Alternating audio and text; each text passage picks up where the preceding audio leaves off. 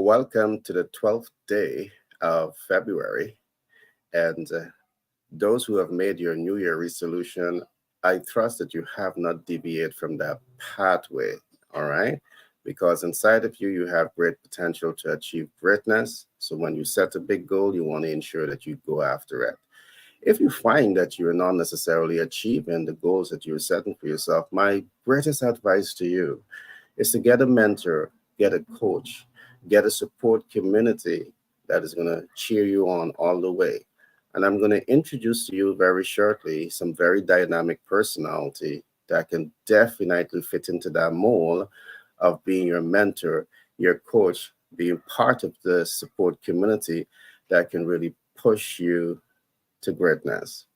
In the event that you're wondering who I am, my name is Gary Thompson. I'm a business consultant by profession. I'm a humanitarian. I'm also the author of several books.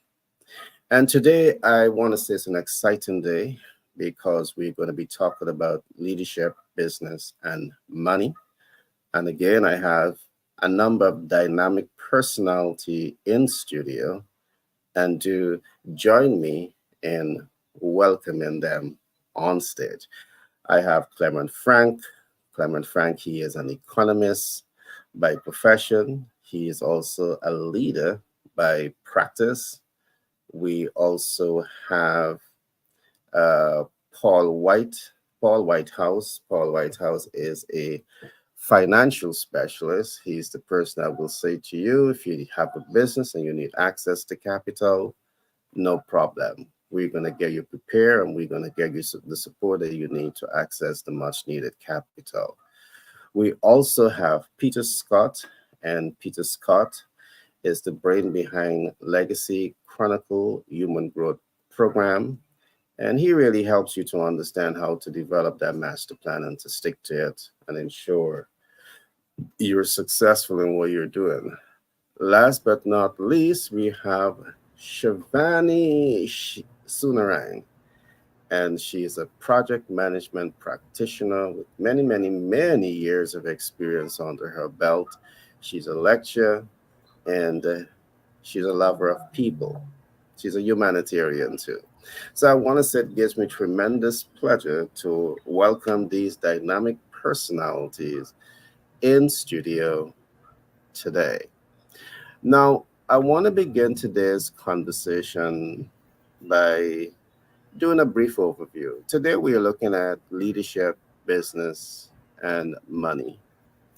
And what I really want us to dig into is there a formula to attain success in business?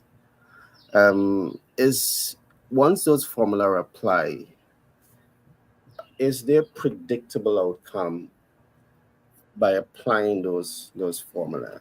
So I just want us to have that soft conversation around what it takes to be successful. And I want us to perhaps begin by looking at leadership. And or before we come to leadership, can we talk briefly about business, the business model that is most likely to be successful? Um, what I've seen is that starting a business is one of the greatest initiatives that you can embark on. It has the potential to give tremendous financial return. But if that business is being started without adequate information about who's your consumers, what are their pain points, and all the data to help you to make informed and educated business decision, that business may not be as successful as you want it to be. At the end of the day, it comes down to data. So I just want you guys to think about that just before I open up. I want to come right back to Paul and ask Paul to talk to us a little bit about access to capital because every business needs access to capital. So I want you to talk to us a little bit about the financial instruments that you have and what we can do to help those persons to access the much needed capital. All to you, Paul. Thank you. Good morning. Uh, I like to try to make answers real short and right to the point. So access to capital is extremely important. Extremely important. You need it. Should be part of your master plan. It should be part of the project management when you look at what you're doing at the beginning. And the answer is that you are approved. Capital is available. Lenders want to put the money out. They don't want to keep it. Let me repeat that. They do not want to keep it. Financing is inventory. Money is inventory. They need to get it off the shelves. That's what they sell. That's what I sell as a business finance consultant. That's what we provide access for and to. What type of financing? Well, do you need equipment? I'm sure the answer is yes, because there's few businesses that do not need equipment. Or do you need more equipment to double your business? We do that through equipment leasing. That's the best way to get equipment, to obtain ownership of equipment for your business. And there's reasons for that. Tax advantages, ease of approvals, and that's the way the biggest companies in the world own equipment is through equipment leasing. They don't pay cash and they don't bank finance it. They use equipment leasing. We've got that for you. Real estate financing, commercial investment property. Got it. If you don't own real estate for your business, you do, because as far as your long-term master plan, ownership of real estate should absolutely be involved in it.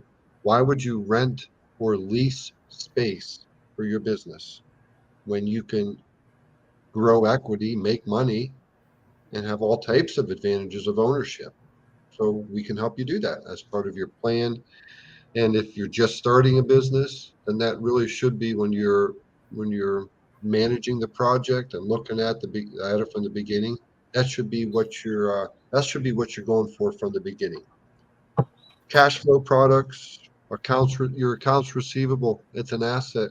You can sell those for pennies on the dollar. So get 97, 98 cents, 99.5 cent, or yeah, 98.5 cents on the dollar. That's cost of money, and use that to improve your cash flow. Okay. Uh, there's more, but I don't want to talk for the next 20 minutes. I'll go into that later. Those are some of the programs that we offer. All right, thanks for that, Paul. So, of course, listeners, if you own a business or intend to get into business and you need equipment finance and real estate finance and so much more, we can get you the much needed capital to grow and scale your business, regardless of where you are in the US. You could be in 50 states. We're going to do our best to ensure that we can reach you. Frank, I want to begin with you. Starting a business, as I would have said, is very exciting. But what role do you see data plays in not just starting a business, but growing and scaling a business successfully? I think that data about who is your ideal client, how to connect with your ideal client, um, how to innovate products and services to appeal to that ideal client is relevant to the business success equation. How important is data from your standpoint, my friend?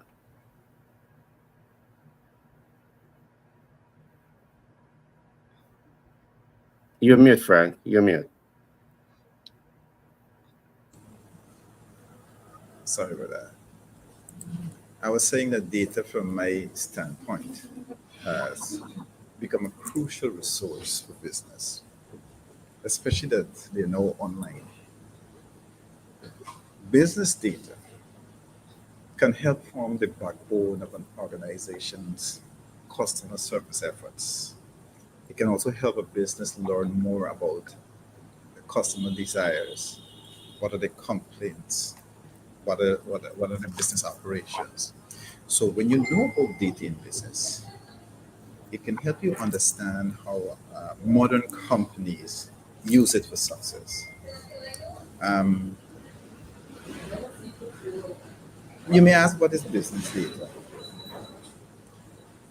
It is that collective information related to a company and its operations.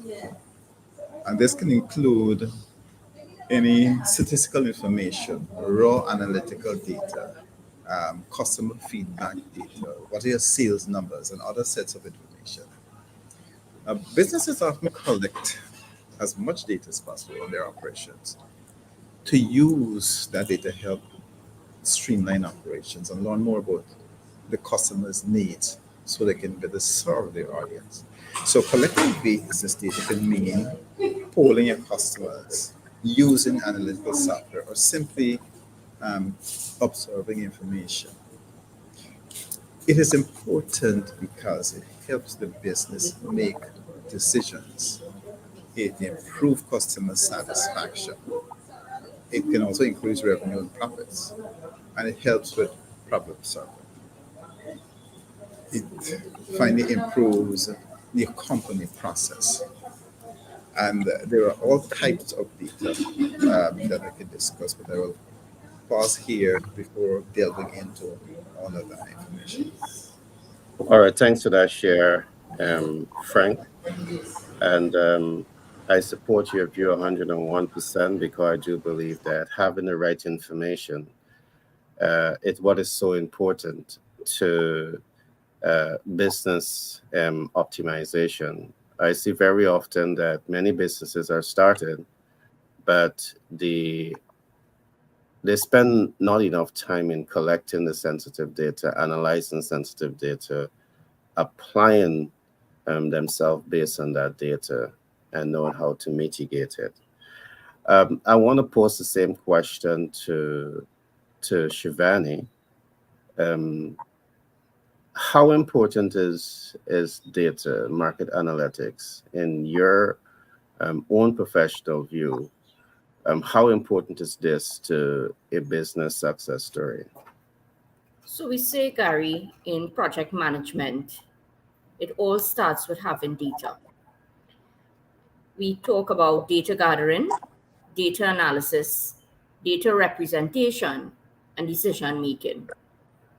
How could we make a decision if we do not have data? Now, it starts with collecting the data because we have tools that can analyze the data. But what is the downfall is not having the data in the first place, not being able to ask the correct questions. Now, I've seen in projects a lot of people, believe that it's this big, complicated process to use technology. You have to get some major platform, but it's just asking the correct questions and then compiling the data.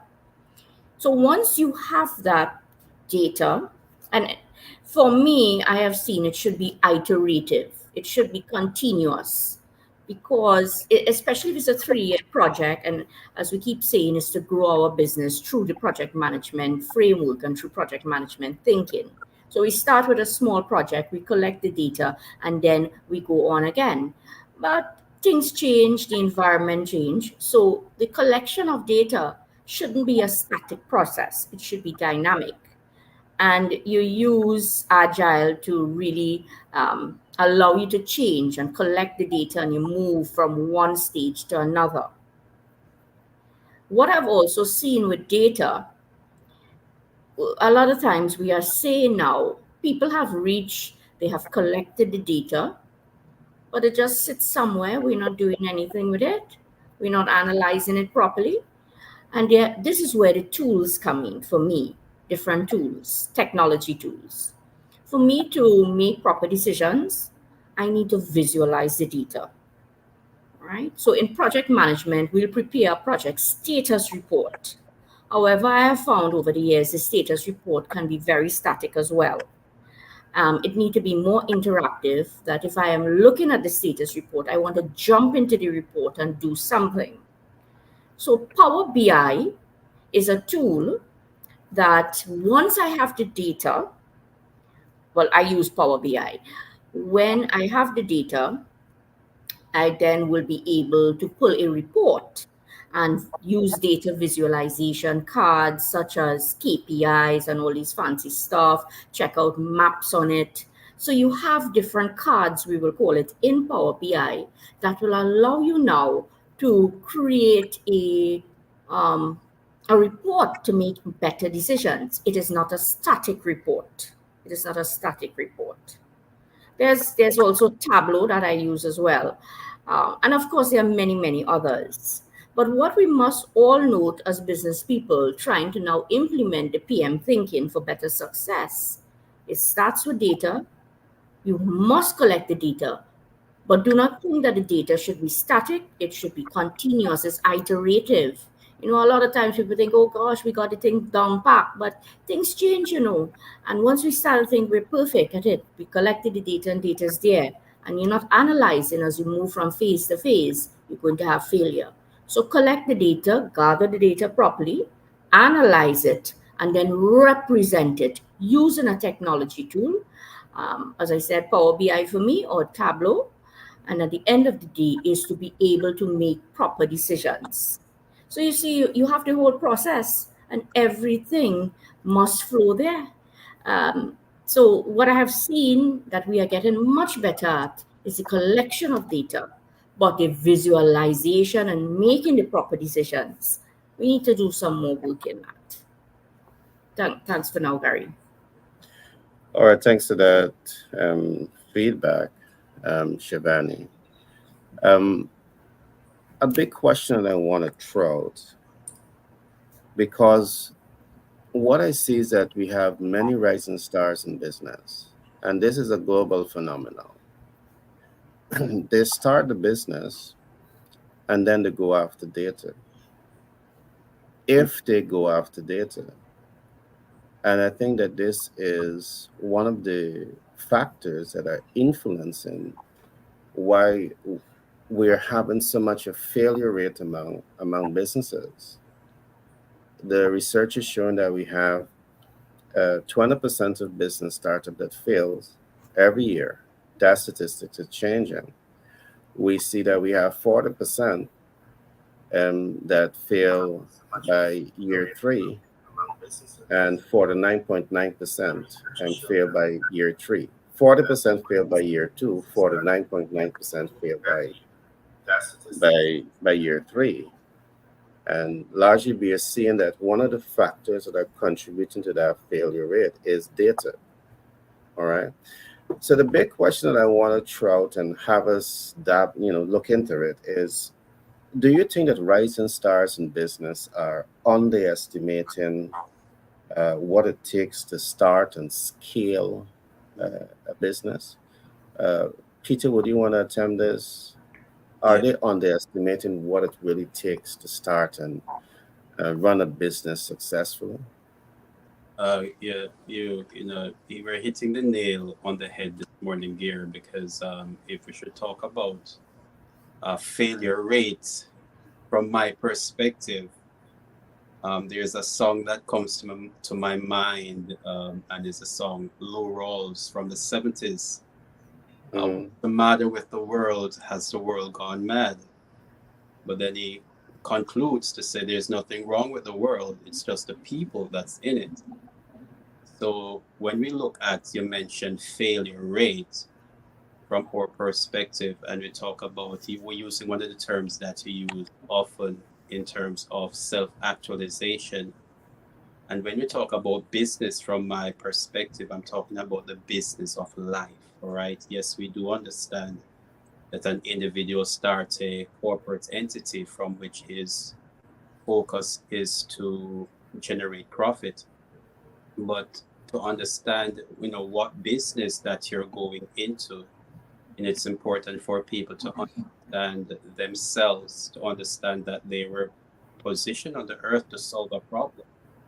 And when the data that is needed for them to solve that problem is to understand themselves, to understand the data that is surrounding who they are, the vision that they see in terms of the problems that are in the world and the skills that they have that can solve that problem, to understand the mission and purpose.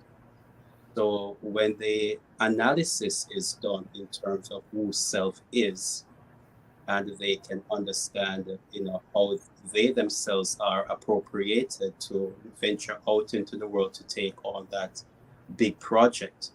When those basic steps are taken care of, then they would be much more equipped to be successful as they step out now, because now they are going from a standpoint of confidence, that they have the right tools and the right resources that is going to energize themselves as that individual, as that leader, as that individual that is going to take charge and enter the marketplace to solve those problems. So without that, as you're mentioning, they're already starting out on a bad premise because they do not have the necessary information to venture out. And then if they're going to start and then try to solve the problem of data, then they're just creating a lot of hurdles, unnecessary hurdles, where the basic where they should just gather the basic and fundamental information before they move forward. So in our world, what we want individuals to do is to, yes, write that master plan. Don't just go out and start. First, at least take the time out, as we mentioned, to gather the data. First, have that plan of where they're going, and then they'll have the be on the right foot to be successful. Okay, Peter. Um, I took away three things from what you said.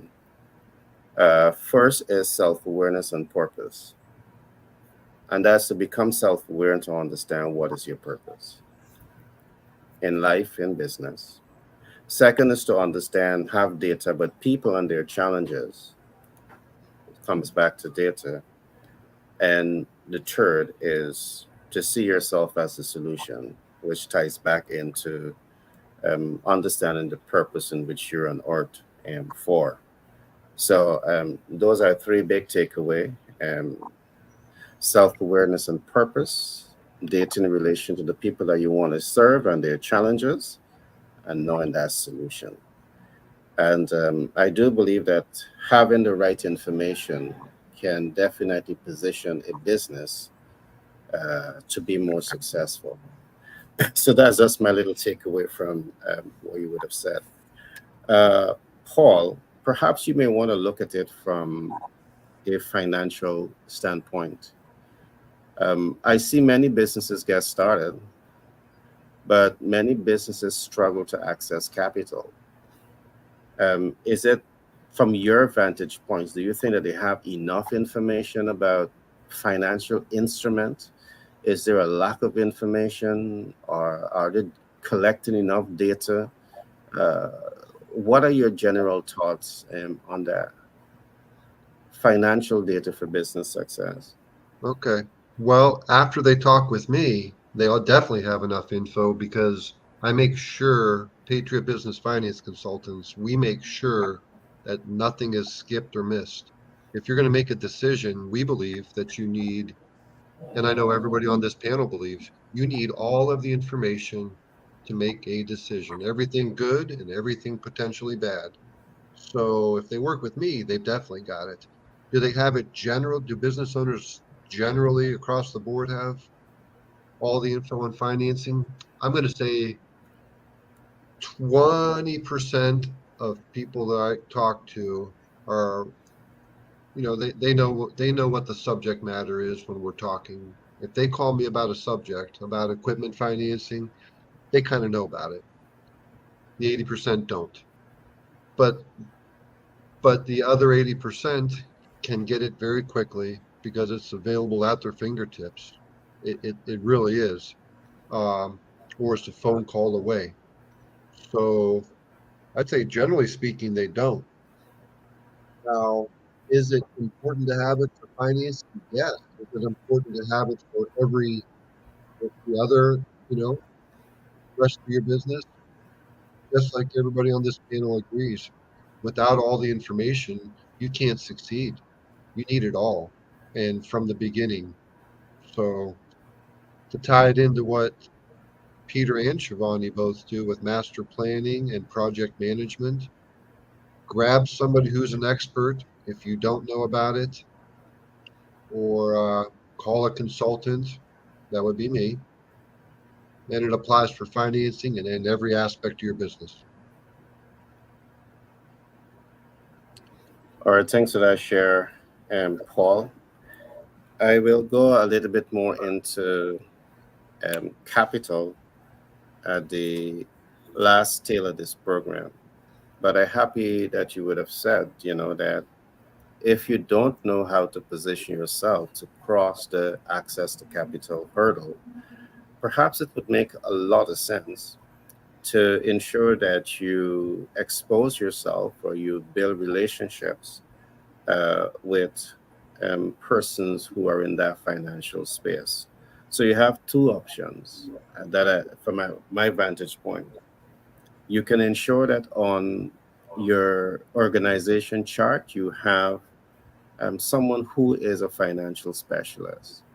So, from that vantage point, they're doing two things. They're either bringing the knowledge to the organization, or they're able now to help you to connect with people that have the expertise. Because every business, as you grow and expand, you would need access to capital.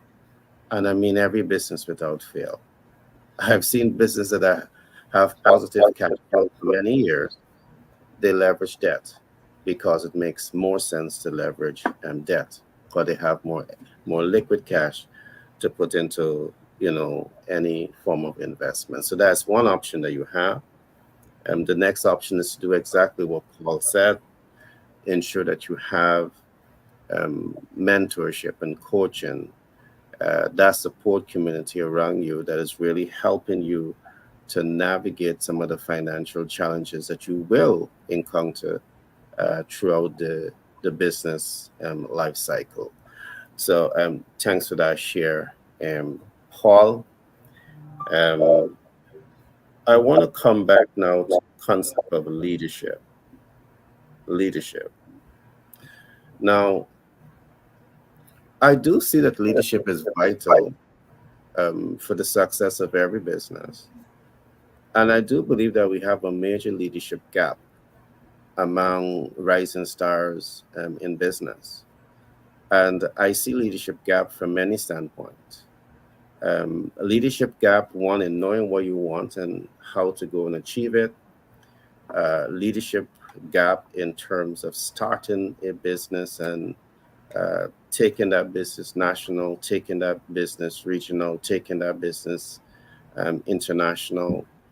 Um, I want to come across to one of our great minds in leadership, which is Frank, to really talk to us a little bit of leadership mindset when it comes to business. It may not be to necessarily start and go global right away, but leadership mindset to me is you having a clear mental picture as to where you want to go. And regardless of the obstacles in front of you, because there will be obstacles, your mindset is to brace that wall and to push it down, to brace it down.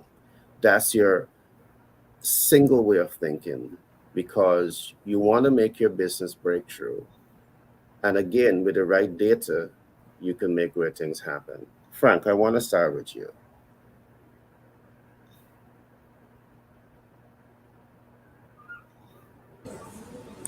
Thanks, Gary. You're welcome. Leadership is important, extremely important, because strong leadership qualities in every sector, they're important for propelling organizations in the correct direction. And while it may sound easy, being an able leader and driving the organization towards growth is a very challenging task to accomplish It because it is. needs planning, it needs focus, it needs resilience, and above all, hard work. Let me look specifically at the financial leadership aspect because it's a task of a chartered financial analyst or the CFO to propel an organization towards the right direction by providing financial leadership. A CFO is a senior executive responsible for driving a company's financial organization, and they have to make strategic decisions while helping the organization compound in terms of revenue. And this position is a highly sought after position. It entails acquiring important skills, it entails acquiring the expertise. And there are a lot of CFO programs out there, but let's narrow in on what is financial leadership. This is a summation of all the strategies and actions that a leader drives to expand an organization and, of course, generate greater revenues. So, a financial leader, to define it, is in charge of looking after the financial operations like financial budgeting, financial forecasting, accounting, financial report. So, financial leaders look after the profitability and sustainability of the company. These leaders entail a sound understanding of financial concepts and principles. So, a financial leader also need to have a strong analytical and decision-making skills. The aspect of this here is they have what is called a business acumen, and having this sound business acumen is not only required in financial leaders. It's a must-have for all employees, for all team members, for your colleague, because a successful financial leader must be familiar with every aspect of how each business function runs on a daily basis. The financial leader must be able to analyze and abstract data streams and assess how the data affects each other of the organization. So every financial leader must be able to provide insights into every aspect of the business, and they have to do that efficiently.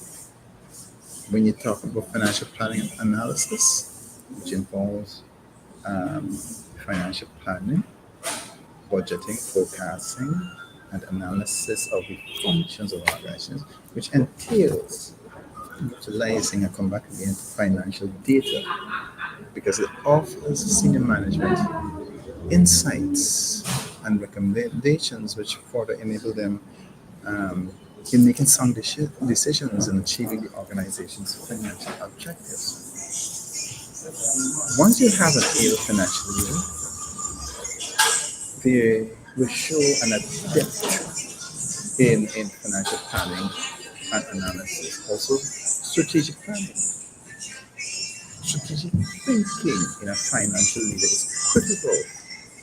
It allows them to define and implement financial plans that complement the organization's broader strategic goals. And financial executives must be able to think strategically about how to distribute financial resources, how to manage risks, how to achieve financial goals. So, when it comes to strategic planning, you have to realize that it's an important financial leadership skill that every leader must work on. Then there's also the aspect of budgeting and forecasting, problem solving skills, communication. So, how does this foster successful businesses? It creates an overall culture of financial discipline and accountability within the organization as a whole. It helps in defining clear financial goals and targets for the employees. It involves evaluation of performance metrics and the establishment of effective financial reporting within that organization. We must remember that the skilled financial leaders are adept in easily identifying and evaluating potential risks to the company. They also devise strategies to mitigate the risks that get identified. They assist business to identify areas of growth. They also enable them to spot opportunities that lead to the optimization of their operations. And so, by providing clear direction and navigating an effective financial system, financial leadership ensures that a business remains competitive, the business remains profitable and sustainable in the long run.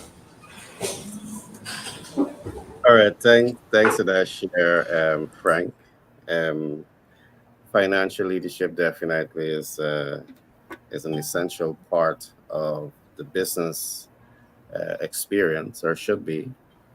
But as we look at leadership, I really want us to also look at the organization of what I call 180-degree leadership. In other words, what I'm saying, what Frank has said cannot be disregarded by any fair means. It's vital, it's an essential part of the business. But in terms of leadership and business success, I see that the HR department, you need leadership with HR, because with the absence of HR, you're going to have a demotivated workforce. Demotivated workforce tend to send the wrong signal to the internal culture of the organization and the external consumers, and that can undermine, um, you know, consumer perception or the brand image of the organization. You need leadership in public relation. You need leadership in marketing. You need leadership in every aspect of running that business. And of course, financial leadership is fundamental to the whole process too. I want to open up now to Shivani and Peter. Um, how important is leadership? Do you think that many rising stars in business today really pause to ensure, to observe and recognize that they are going into uh, they're making a major move in life. To start a business is a major move. It's a high net worth investment move.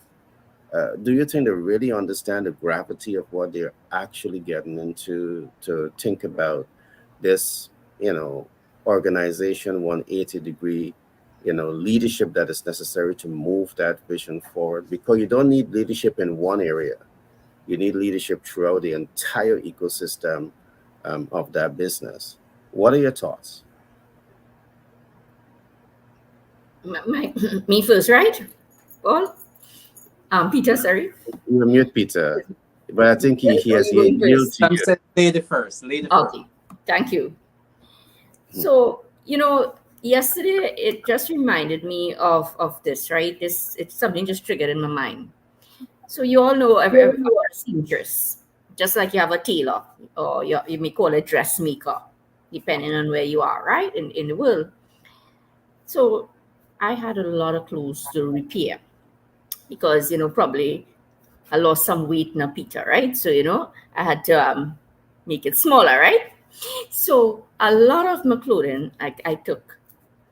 And it's about months now that I'm waiting for the clothing. It's months now. Now, this is a seamstress that is very popular. Um, people want to go because she does the work very good. So yesterday when I went to chat with her, I said, so, right? So I called her name. I said, so why do you think, right? Because she was telling me, gosh, Shivani, I can't finish all this work and stuff, right? But she's paying her rent. So you're paying her rent, um, but so you need clients, right? You need your customers. And it's just her and her alone in this business, fixing clothes and repairing and sewing and, very good stuff. So I asked her, I said, so what should we do? What should we do? Because she wanted to have a conversation about it and how to improve, right? So we started to talk about, is it time management? Is it time? Now I immediately know what is the challenge that she's facing, right? I said, is it time management? Some people really can't manage their time. I didn't think that about her at all because I mean she's been in this business for so long. You know how to manage your time. Of course, things change as well. So, is it family? You have to balance work life because this type of work is at any point. At any point, you have to do this work. So, is it that? And I said, okay, let's look at a different principle, which is what do you need to achieve, and then see if you alone could do it, which is really known as resource loading. So, what we realized that she needed was to have more resources. And a lot of people, when you go into business, you need to be able to scale up. You believe that you'll be able to do everything, but it's impossible. Something will suffer.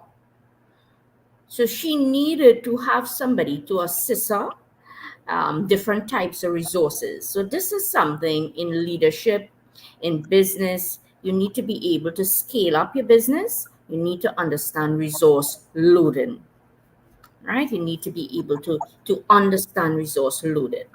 So that's what I've seen. That is something that is lacking in any profession. Once that you're in business, you believe that you may have to do everything for yourself. Resource management to be able to load the resources properly. That was a prime example, but of a small business person that may not be able to scale up because you don't understand this, and you'll eventually lose a lot of clients because there are many other persons to do the job, right? So we had a nice convo about it. And I keep seeing it over and over. A lot of people start up these businesses.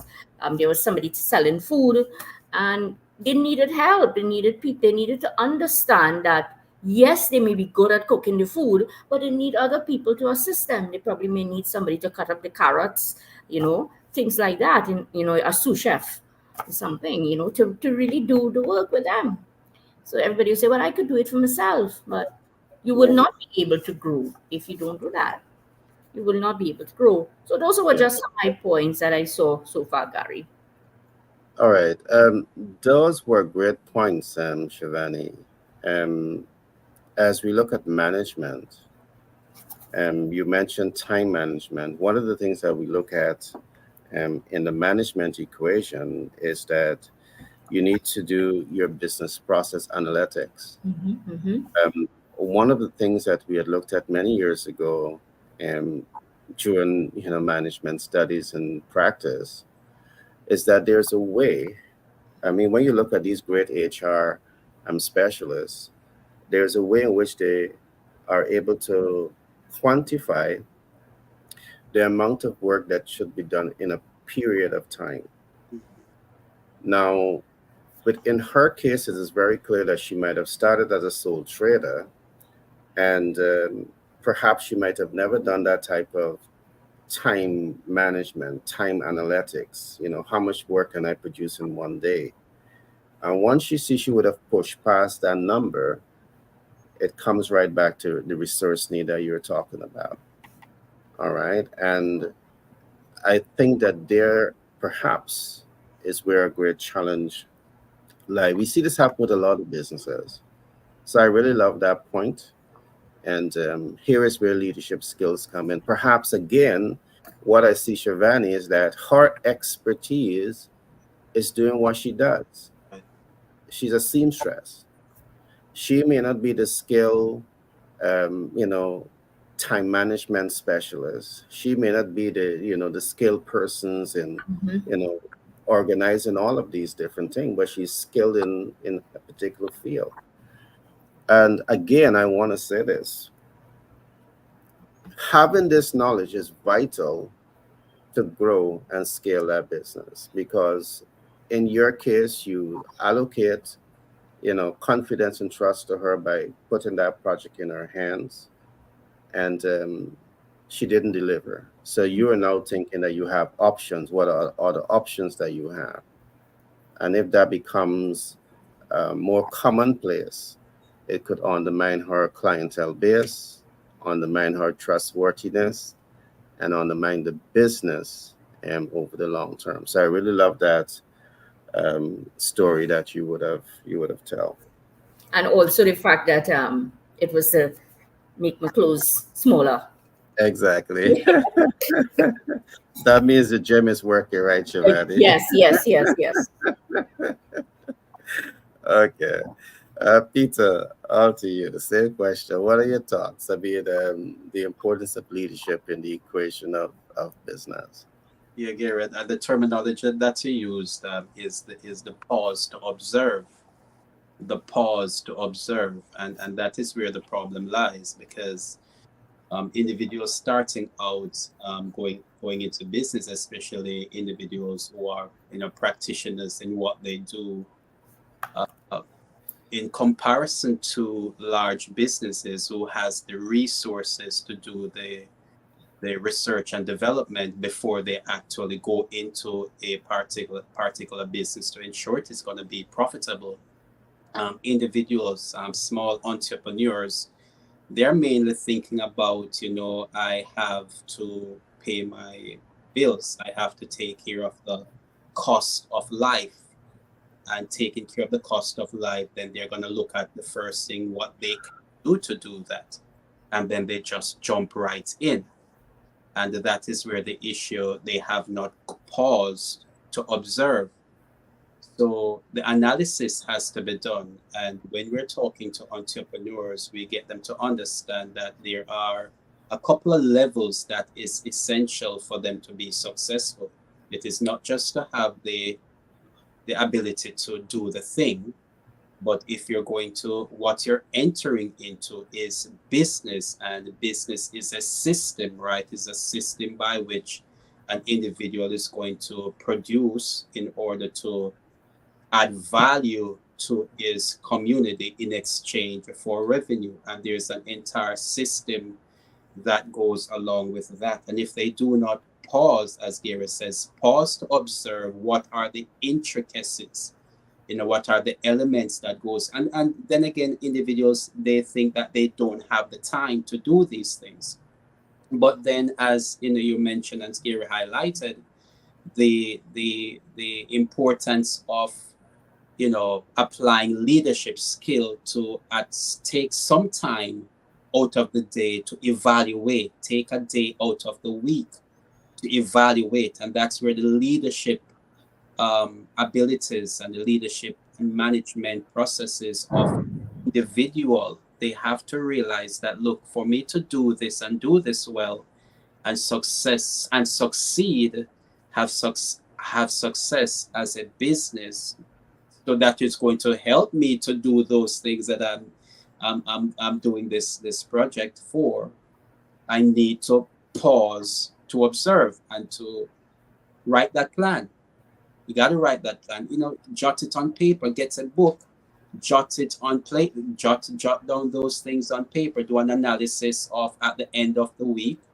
You're going to look back how the past week went. What are the things? How what are, gather that data, as we mentioned. All right, Chivane came and talked to me. What were those things that she was saying about the service that I'm giving to her? A leadership requires a certain ability to listen, to hear, what are the complaints and what are the, the conditions that are, surrounding what I'm doing. And, when those things are being done, individuals, and we're saying to the individual who are listening to us, those small individuals, leadership requires, a lot of skills, and you already have those skills. And one of those first skills, you have to listen. You have to listen and gather the data from listening, and that will kind of guide you. Because in her case, if she doesn't listen, then she's gonna, as we Gary mentioned a while ago, there's a chance that she might not be in business a year from now. So those leadership skills, to pause, to observe, is very essential, to gather the data so that we can have viability moving into tomorrow. Yeah. I love the points that you mentioned, Peter, listen, because she needs to listen to her customers. In Shivani's case, if she is not listening to Shivani saying, I'm not satisfied with the speed in which you're delivering quality for what I'm willing to pay for, if she don't listen to that and recognize that, hey, my systems is good, but I need to understand the power of delegation. I need to understand the power of expansion. If I don't listen to that, I can be compromised. Shivani, that's a tremendous client opportunity there, man. Yes. You can certainly capitalize on that, but She does have the money to pay. Pretty close. Yes, she does, because she's I pay a lot of money and just didn't get back my clothes yet. So yeah. Yeah. No, well, I see that she don't have a money problem because she No. has a tremendous client flow. She has a clientele base. That's her bottleneck. But she's not, with the amount of client that she has, leveraging her skill alone is totally inadequate. All right, But to live up to customer satisfaction. it's something that I keep seeing with micro entrepreneurs. Yeah, You believe you alone, but you could hire someone. You see, it's also about culture too. You feel that you shouldn't hire somebody because they will take the job from you, So it's a culture yeah, thing as well. yeah. I'm coming to you just now, Frank, and then Peter. Paul, we're gonna then open up on financial instruments just now. But you're right, Shivani. A few other things that I see with small and micro. Um, I don't know what culture this is, but sometimes you believe that sole trader should be the economist, should be the public relations specialist, should be the accountant, should be the product innovator, all wrapped in one. And I'm saying to whoever it is, it's practically impossible for that to happen. When we look at an organization chart, where do we see one person embodying or becoming an walking encyclopedia of the entire organization chart? That is self-sabotage. That is undermining uh, your business potential to grow and to be successful. So that kind of results, it will be commonplace unless our approach in interfacing with micro small entrepreneur to really get them very quickly to understand how to attract the right human resources in keeping pace with how they are growing, how to acclimatize those new human resources to the organization, and how to grow and expand. How to delegate so as to facilitate growth and expansion. But Shivani also made another point that is very valid.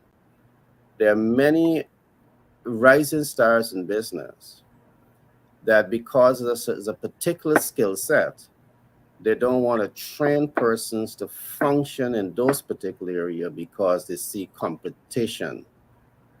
That's a subject that we're going to discuss perhaps next week to really help rising stars and businesses to get past that fear curve.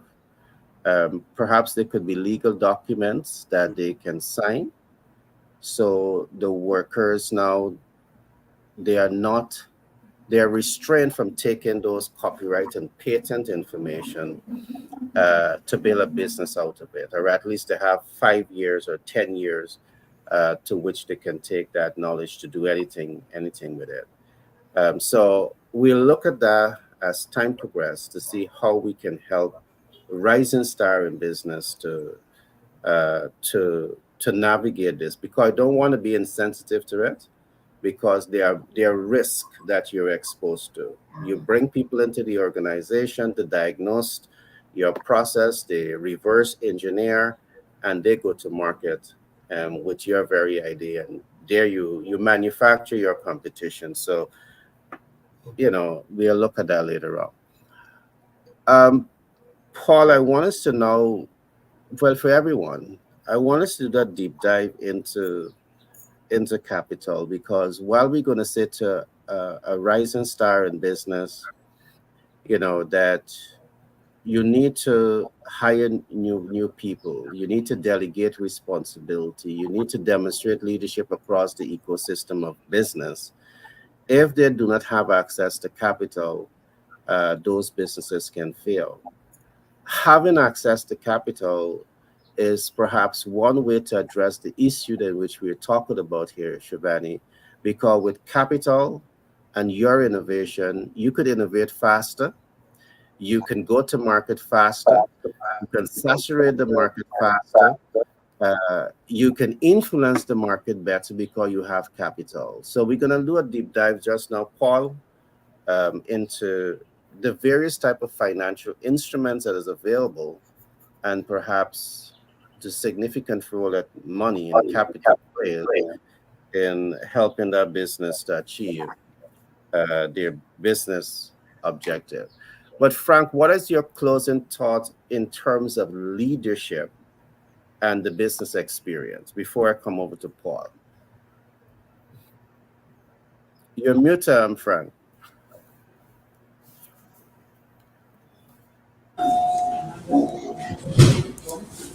You had mentioned about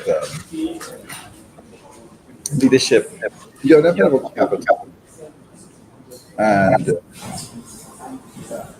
how does leadership fit into capital? I want to share the aspect of how to build and spend leadership capital.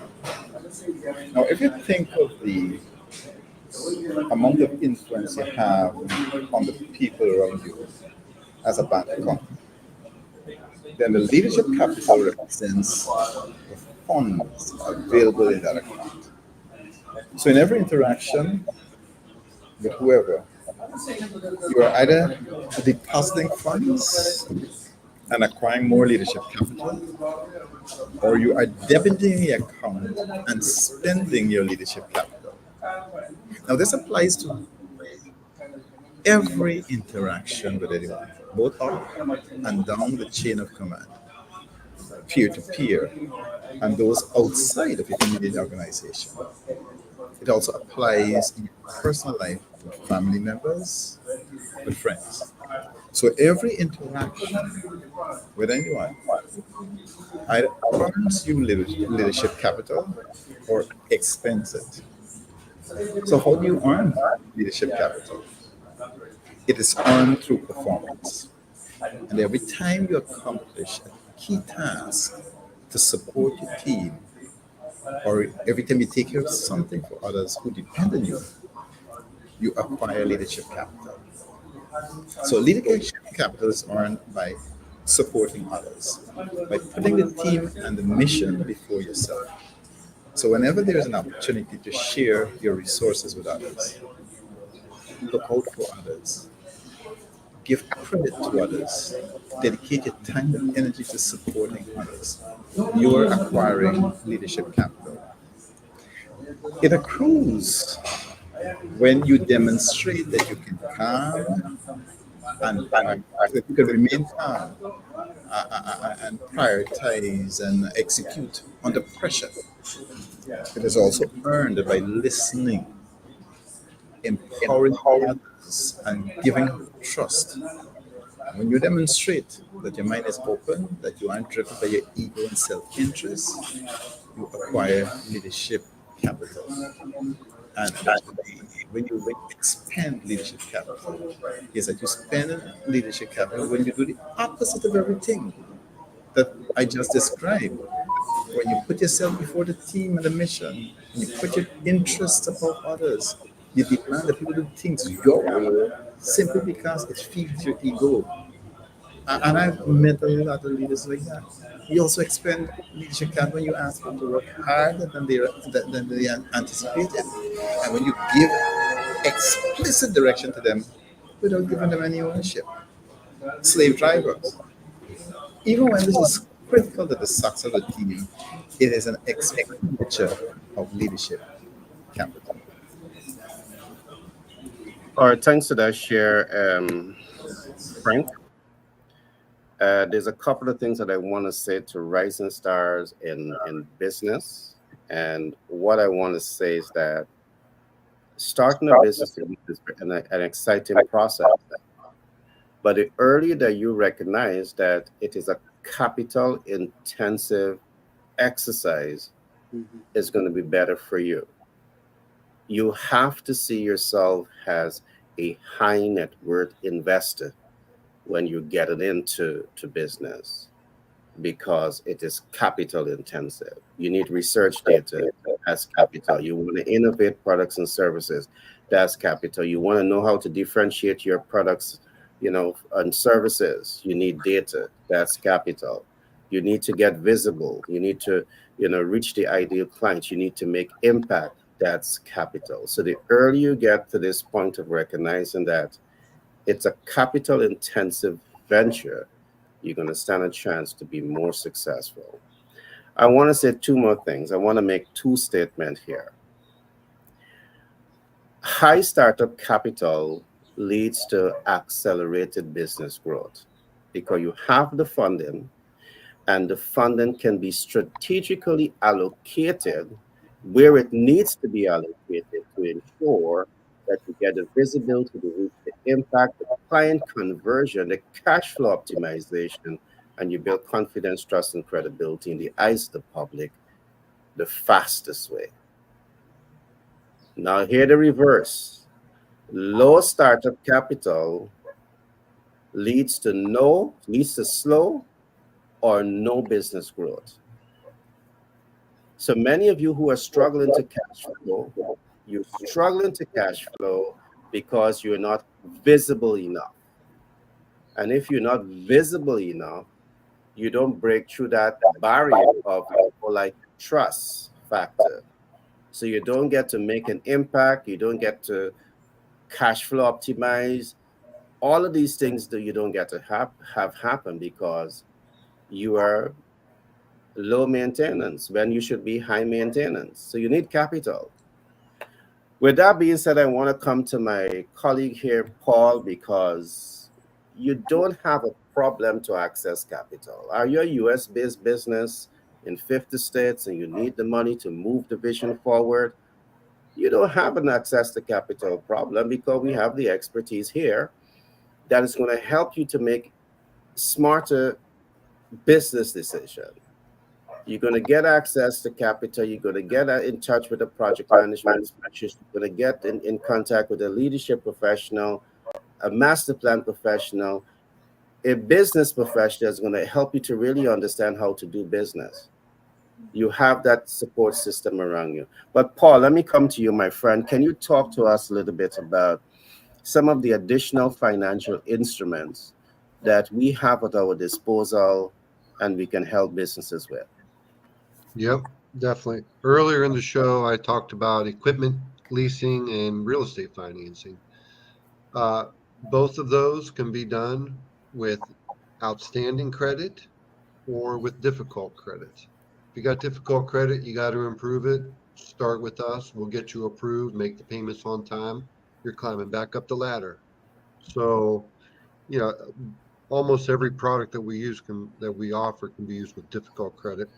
Okay, let's talk about some things you might not have heard of. Sale leaseback. You need working capital. Number one, kind of on the subject we're talking about, in order to borrow from the SBA, and the SBA is really the only type of financing or loan available to you, business loan available to you that you can get working capital, unsecured debt, working capital that you can use for advertising, if you hire professionals or whatever you need to use it for. So in order to get to the level of, you know, the ability to sign, and the ability comes from a 680 and above credit score and your business generating cash flow. That applies, you can get an SBA loan. If that does not apply because you didn't collect enough data at the beginning or you didn't plan your project well enough and your business is struggling with cash flow and as a result maybe scores dip or your paydex score for your business has dipped, and that type of financing is not available to you. What's available? Creative financing products that we offer. Okay? So you're in that second position that I described, and you need money to hire consultants. You've got it in your head, you know what's going to work, but you need the money to do it, and nobody believes in you. What are you going to do? Okay, let's get creative. Sale leaseback. My question to you would be, during the interview, would be, well, what equipment does your business own free and clear? Or real estate? We own real estate free and clear.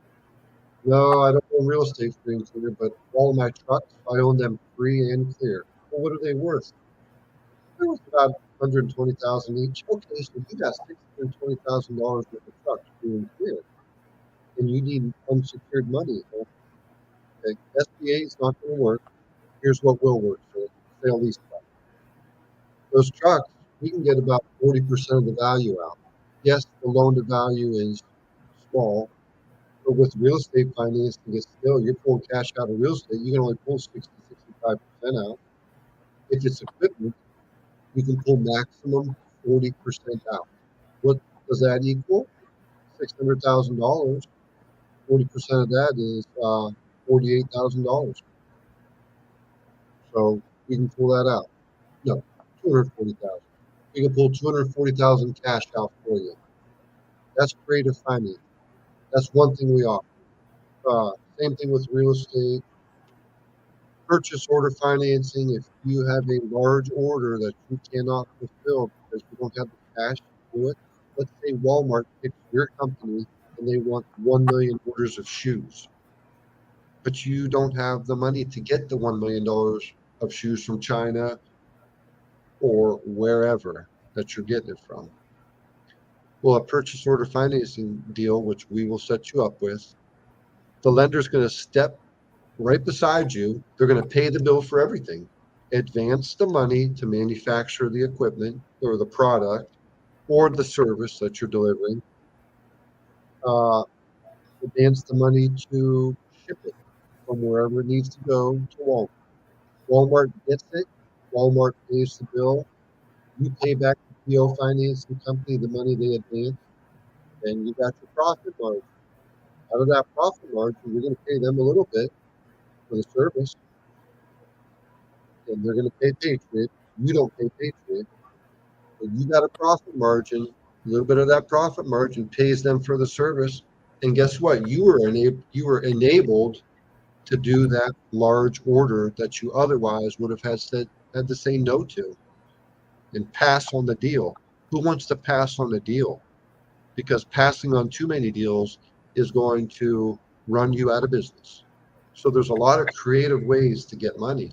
Lots of creative ways. There's more than I could talk about now. I got another one I want to talk about, but I'm not going to eat up another 3 or 4 minutes of the program or 5 minutes to do it. But there's lots of ways to get you money. So if you don't think it can be done before you're sure of that, Paul at patriotbfc.com, email me, direct message Gary. Let's all get together and talk about it because it can probably get done. Don't think it can't. Let's just say it can get done. Let's go there. All right, thanks for that share, Paul. So I want to emphasize again, anywhere in the US, you have a business, you have a vision, but you're struggling to raise the capital to grow and scale that vision. I'm saying to you, there's no need for you to struggle. All right? There's no need for you to struggle. Why? Because you have the support system with you to help you to access the much needed capital to take your vision to the next level. So why struggle? Paul just talked about a number of financial instruments. You have the SBA. In case you are wondering what is the SBA, it's a Small Business Association. They represent or has in their portfolio with 15 million businesses that register in the US. And they provide government funding and government support to businesses. But as Paul would have said, to reach those pre-qualification criteria, you have to front historical financial data. All right. They're going to ask you for your business plan. They're going to ask you for your cash flow over the last 2 to 3 years. And they will also ask for the cash flow projection. They're going to ask you for these data. All right. So when you're not pre-qualified for those type of funding, Paul is still saying to you, we got your back. All right. Even in the cases where you don't have equity or collateral to front your building, or you don't have cash collateral, you have assets that they can take those assets and leverage the assets to help you to access capital. Or they can use your sales projection based on order from the it and fund that process. So you have all of these options available to you, and you're still procrastinating. If we're the best people for you to start to talk to access much more capital to go scale your business, my. I just want to say that we're here to help. Now, I want to throw out, in your experience, you've worked with many project leaders. Have you ever seen a project collapse because of lack of capital, Oh, yes, Shivani? many, of course, many times. You don't have money, you can't do anything, right? So I would look at it that how do you acquire the funding? You must know that, all right, so you may have gotten some aspect of the money before, and the money runs out. The money runs out. So you need to be able to plan. For me, you must be more proactive. You must know until when this money lasts, then, so to speak. Now, it's not only in small projects, it's in large projects, large organizations. I have seen that you may think it's very large, these organizations, and nothing will go wrong, right? But they have collapsed so easily because of lack of funding and not being able to be prepared, not being prepared and proactive. And it's only when something happens and you say, okay, well, I need to go to Paul, I need to find some money to get, in order to see what to do. So a skill that you must develop here when you're trying to acquire the money, you have to know how long this money is going to last, right? Is it going to, I have another project I want to do. Is it going to be enough to start up the other thing? As we're talking about money here, I just remembered my nephew. He's a 6-year old. So his mother is saying, that's my sister-in-law. His mother is saying to him, well, Brad, I could well, she's a doctor. Well, I could leave my job. She's on holidays. I feel I shouldn't go back to work. I could stay home and teach you and drop you to school and pick you up, and then we'll go have Starbucks, and have when I pick you up from school. What do you think he told his mother? Really? But that will be less money. That will be less money. Be less money. So she's trying to explain to him. My brother is a lawyer, so he could see about the household for a while, and I could drop you to school and do all these things and make sure that you get to the best of the right exams. He's a small child, but preparing him. So I started to think, but money's finished, money's run out. So I said, they have to joke that that's probably my child, that I I have the understand. money. Yes, continue. You need to make money, otherwise we can't survive in this thing. So it's so true that money does finish, and if you don't prepare it, you don't prepare yourself and prepare all the projects around you and the people around you, you're going to have some problems. We're going to be down, and we don't want that. So leadership is about planning a lot. Yes, we may talk about it in management, but it's more about inspiration and vision. So if you have the vision, you would know money running out, right? Again, I was in an organization recently doing some work, and this is what they're saying, that they don't have the money and stuff. And the first thing came to my mind is that they do not have the vision. They're not seeing the vision, because once you tell me money running out, you do not have the vision. And Peter, you will talk about it. What is your short term and what's your long term? And to me, it's simple. People think we're crazy, but we know what will work. We know what will work. So leadership to acquire the money, yes, extremely important. But this is where your skills as a project leader, general business leader, needs to come into play here, which is inspiration and vision, and your ability to adapt and be resilient. And as we say, Yeah. things as a whole, systems thinking. Shivani, there's great share money running out. And let me say what you said is the money always runs out when you underestimate the cost of doing a project. And the reason you're underestimating the cost of doing the project is because you're not seeing this as a project in the first place. Because Shivani, you and I know in doing a project, when it comes to doing the budgetary allocation for that project, we look at the actual cost of running that project, but we also take into consideration the high and the low. Because if the project has a life cycle of 6 months to a year, Mhm.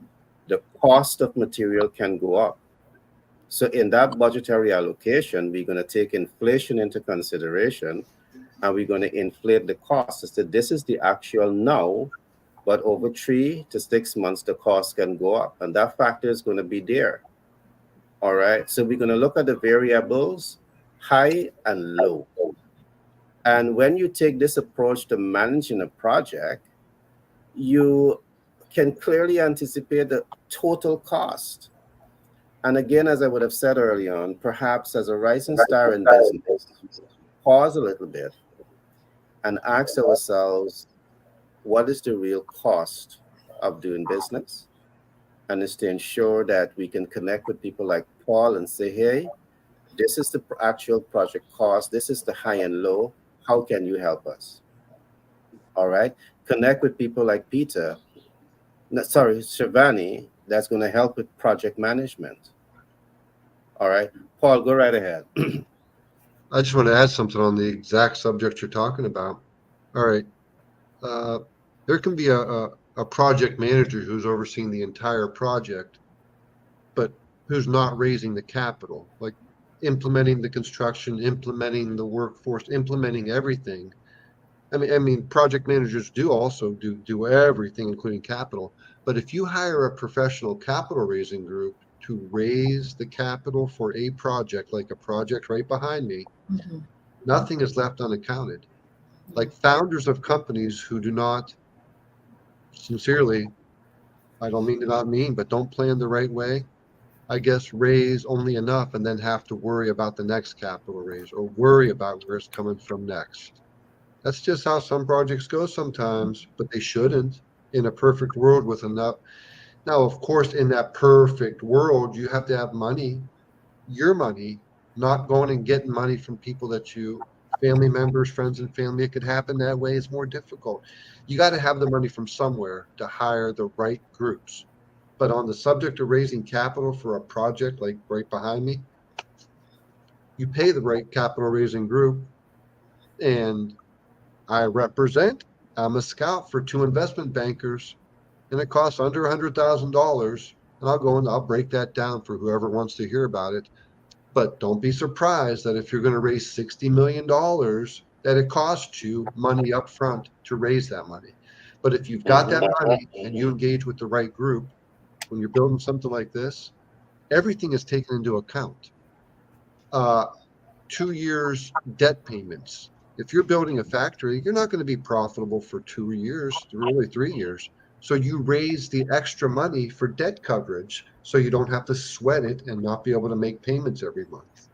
You raise reserve cash so you've got opportunity for emergencies, opportunities and emergencies, cash for that. It's called reserve cash. You're raising 2 years of operating expenses.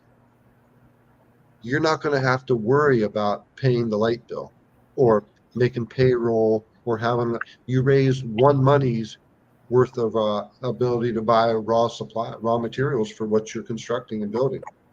Everything is taken into effect down to the smallest of detail. I'm joking when I say this, but I'm not really joking because it's a line item. It's a line item number right there. How much toilet paper does it take for the employee bathrooms for 2 years? That's part of your operating expenses. So sincerely, that's in there. Now, yeah, so if you're raising money for a complete project and you're doing it the exact right way, nothing is left unaccounted for, and you will not be lacking of anything. Everything will go according to the plan, and you can only do that if you have the data collection, all the data collection, put into the form of a prospectus. A prospectus is a 5-year business plan designed to raise money. And what is that? That's really just a collection of a lot of information, right? Which goes back to what we all believe is data is important. If you don't have the data, if you have the data, you can get everything. If you don't, then you're not going to get it all, and you'll be suffering and struggling. Yep. And Paul, you say something that is very correct. In project management, there's the concept that we call the WBS, and that's the work breakdown structure. The project don't start until everything is documented on that WBS. Everything, including the who you're going to be hiring to make sure the environment is sanitized and always up to the top performance and everything like that. And I love the point also that the project manager, they understand the total cost of managing the project. They may not be the financial specialist, but believe me, they have a financial specialist on their side that would have negotiated the entire sum to move that project forward, or at least to know where those funds are going to be coming from to move that process forward. Now, in most cases, the project manager is not the project owner. They're only hired to execute on the project. And professional project managers would say to you, I want to see all the moving parts of the project before I start the project because their integrity and their credibility is also at stake. So there's a lot to be talked about here. Coming to you, Peter, as we now come to the wrap up session, how important is money? I mean, in your experience, have you seen rising stars in in the world of writing or in business fail because of inability to access capital? Yeah, Gary, over and as Shivanis, that everything starts and stops with the operation of our economic life. And if we do not have that lubrication, that is going to cause us to navigate our way through the business of life. The business of life. We have a process that we try to get people to understand, and it is the micro transformation to achieve macro results through self alignment. All right, so it is micro transformation to achieve macro results through self alignment, and it's just to understand. Yes, you are small, but you are small now. Whatever you're doing, the intent is for as life designed for increase. Life is designed for increase. So individuals has to take and then again a terminology that you mentioned earlier, Gary, that has to do with net high having the concept of self as a high net Time worth. network investor.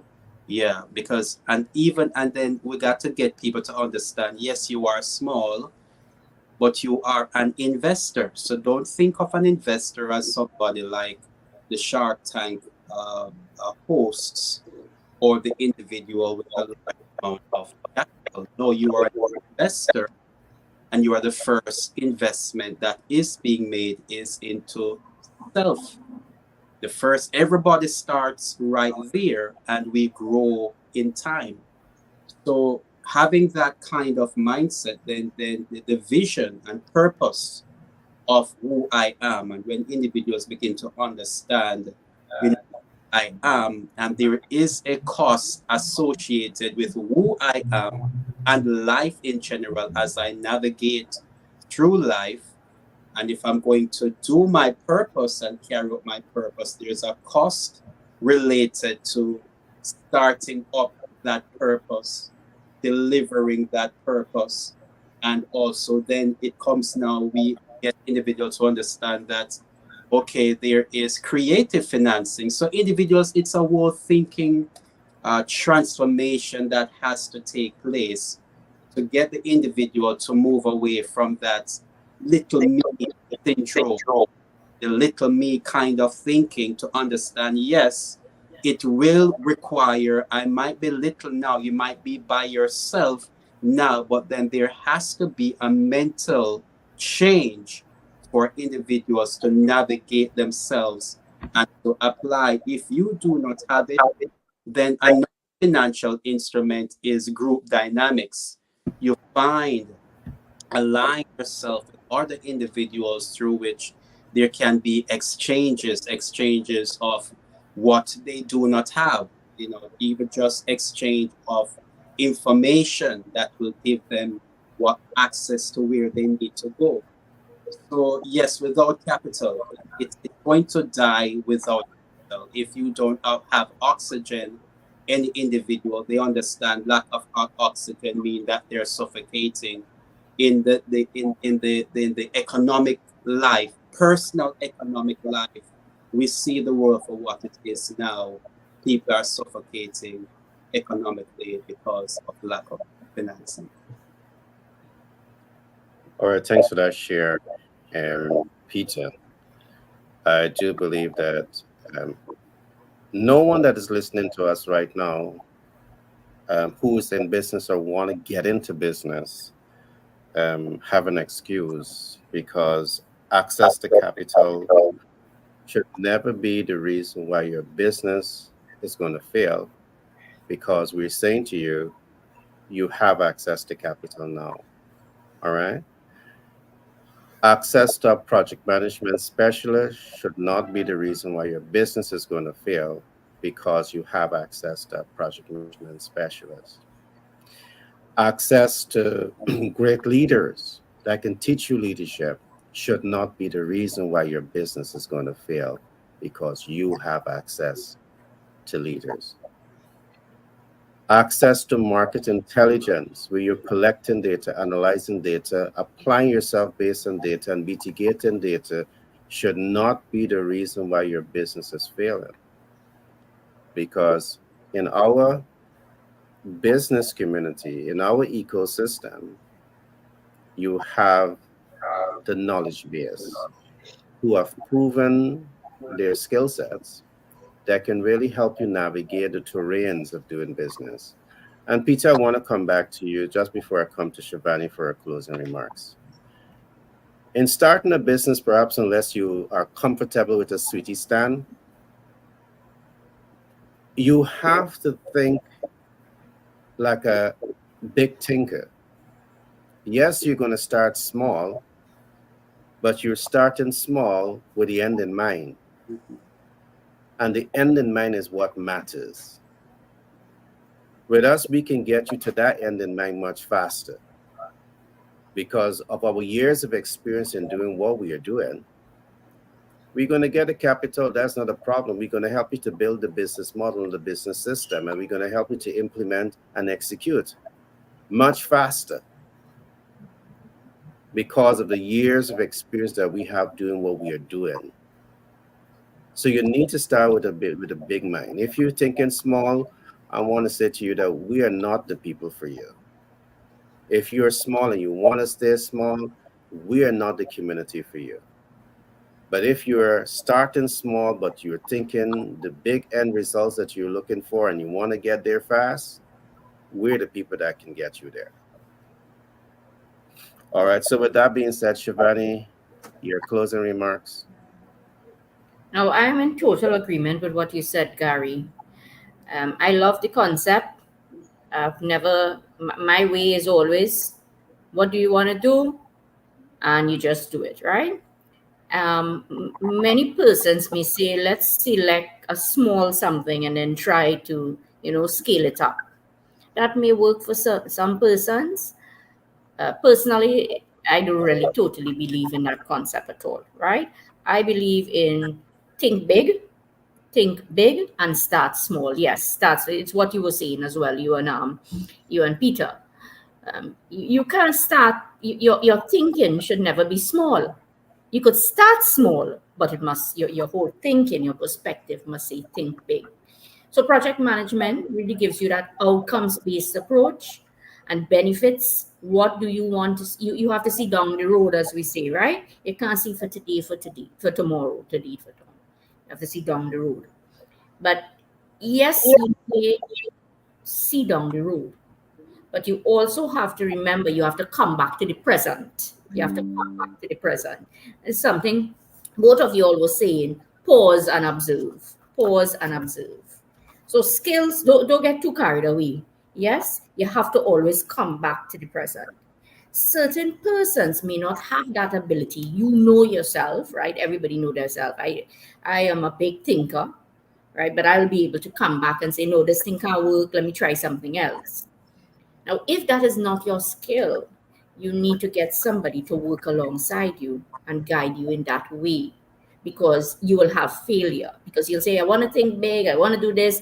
And then when you look at the ending of the year, what have you achieved? You have achieved nothing, because you started to think, oh, and everything just went all over the place. So you need to have a systems approach, yes, but you need to have work shown at every single aspect. You must have some aspect of the product or the project to see that you are getting things done. And that's why we say think big, start small. Think big, start small. So that's an agile way of doing work. Huh? Agile never says that you don't have the big picture and you don't know the big thing. You know what your big thing is, but you're starting small. Yeah. So closing All right, remarks. thanks to that share, Shivani. Think big, start small. Believe in yourself. You have the potential to achieve greatness. It begins with you believing in yourself. Uh, Peter, your closing remarks? Yeah, we want individuals to understand that uh, life is a project. In coming out of what Chevany just said, well, life is a project, and you are a project leader of your life. You are the CEO of your life, and that 360-degree leadership process is very important. And for that to be done, individuals have to, as a leader for your life, vision is very important. You have to have vision.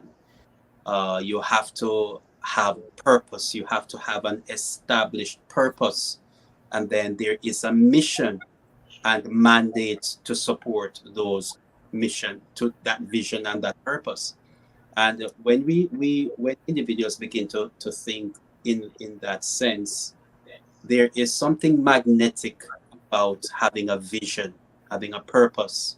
Eventually, you find that you are surrounding yourself or you are surrounded by individuals and that group dynamics that we mentioned earlier. Because what you find that when you have that purpose to be accomplished, life will attach you to other persons who have similar purpose, similar vision, similar mission in mind, and that group dynamics will begin to happen. And that is perhaps one of the reasons why we're speaking directly to those who are watching this program. That is one of the reasons why they're coming in alignment, why they were flipping through YouTube and they just somehow come across with this channel, because that is what life does. When you begin to think a certain way, life releases magnetic field that brings people together so that we can learn and share and improve and be able to make the necessary adjustments that we can. So in bottom line, finally is this: have a purpose. You got to have a purpose. You have to have a mission, and then you have to have the mandates to support, as Stephanie said. All right, thanks for that share, Peter. I'm going to come now to Paul for your closing remarks. But just before you go to your closing remarks, can you emphasize what we have available for the public? Capital, capital, capital. All to you, my friend. Well, you just said it right there. Money for your business. Don't wait. Don't hesitate. If you want it right now, if you're thinking about it, let's just do this. Okay. If you don't think you're credit qualified because you got declined by your bank, forget that. Let us determine that. Because I can tell you right now, money down turns a no into a yes. That's the truth. So lenders, the lenders we represent, if difficult credit can be repaired, it's just you're gonna have to put some money down to make it happen. There's no other way around it. I'm just telling you the cold hard truth. But that's the case. call us. Let's do this. Whatever you need right now, equipment financing, let's do it. Working capital, let's get it done. Real estate, or if you need to raise capital for a large project, startup, we got you covered. We're scouts for two investment bankers. They're looking for deals. That's what we bring to them. Or if you are an existing business with strong financials and you need growth capital, we've got you covered. We got investors who want to bring that in. We can do it with lenders or investors. Okay, Paul at patriotbfc.com. Email me for an appointment. Direct message Gary, same time, so we can both be on the same page and get together and get an appointment with you. Okay, on the subject that we're talking about, Just before you go to the subject, Yeah. Paul, can you tell us how long it may take us, the public, to get approval? depends on what type of deal it is. If you're looking for equipment financing and we have all the information we need right off the go, next day from you, well, that deal can be wrapped up in, a week. You can pick the equipment up in days or a week. Real estate financing, you're looking at 2 to 3 weeks for closing. If it's conventional, we're looking at a month. Depends on how quickly the title work gets done and the appraisal gets done. But we move as fast as we can to get everything done as soon as possible. We don't sit around and wait because it's fun. We close the deals for you on your behalf. Awesome. Thanks for that, Paul. Yes, definitely. Yeah, we move quickly. Okay. Yep. On the subject, really leadership, businesses, like everything we've talked about today, every single thing has to be done the right way. Now, if you make a mistake, nope, that's okay. We all make mistakes. But if you can pull it off, do it the right way and get it done the right way. Don't wait 2 months or 3 months to find somebody who you can ask questions to when you really wanted those questions answered on day one. If you can afford to hire a project manager, if it's a large project and you can afford to hire a project manager, do it. Don't try to save money or be cheap. Definitely have a master plan, have a strong business plan.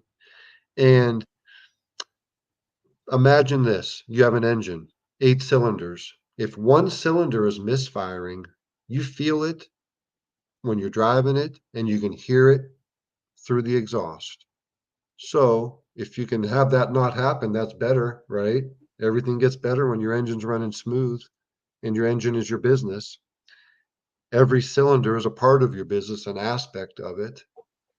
Just pay attention to it, be a strong leader, associate with the right people, pay the right people if you need to, whatever you need to do to keep that thing running smooth. And if it runs smooth, then you'll make a lot of money. And if it's missing, you can fix it, but fix it. Do your best. It can be done. We're here to help you get that accomplished. All right. Thanks for that share, Paul. So there you have it, viewers. You really don't have an excuse. All right. Because what we are doing here, we are working our best to bring down the barriers between you and your business success story. So capital barrier has come much low. You can scale that much easier. Project management support, that barriers come down. You can scale that much easier. Master planning, that barriers come down. You can scale that much easier. Market intelligence and access to market, that barriers come down. You can scale that much easier. All right. So we have brought this broad ecosystem together to really help you. You might be a Caribbean business, a business in the UK or in the Canada, you want to come to the US.